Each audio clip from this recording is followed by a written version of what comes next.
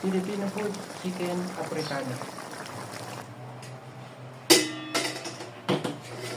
Marinate natin sa paminta. Lagyan natin ng konting asin. Painit tayo ng kawali. Lagyan natin ng konting mantika. Lagyan natin siya isa-isa.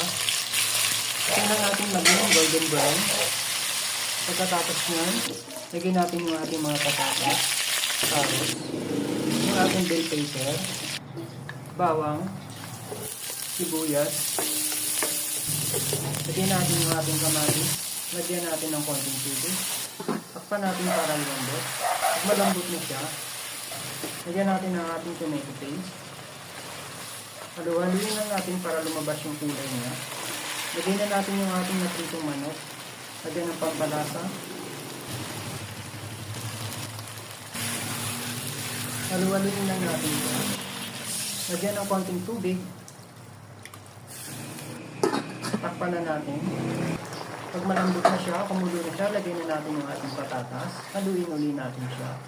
Bago takpan natin. Pag okay na siya, lagyan na natin yung ating bell pepper. Ito na. Okay na yung ating chicken Pinoy africano.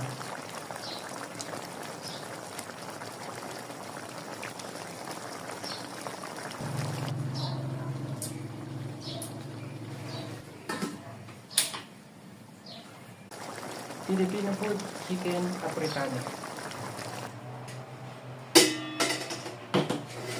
Marinate natin sa paminta. Lagyan natin ng konting asin. Painit tayo ng kawali. Lagyan natin ng konting mantika. Lagyan natin siya isa-isa. Tingnan natin maging golden brown.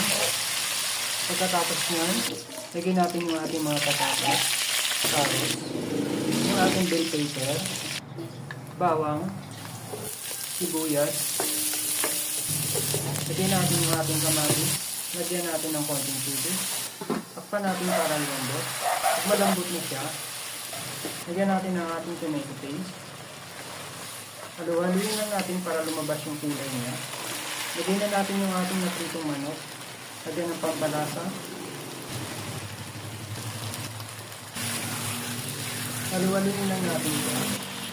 Lagyan ng konting tubig. Takpan na natin. Pag malambot na siya, kumulo na siya, lagyan na natin yung ating patatas. Haluin uli natin siya. Bago takpan natin. Pag okay na siya, lagyan na natin yung ating bell pepper. Ito na. Okay na yung ating chicken Pinoy africano.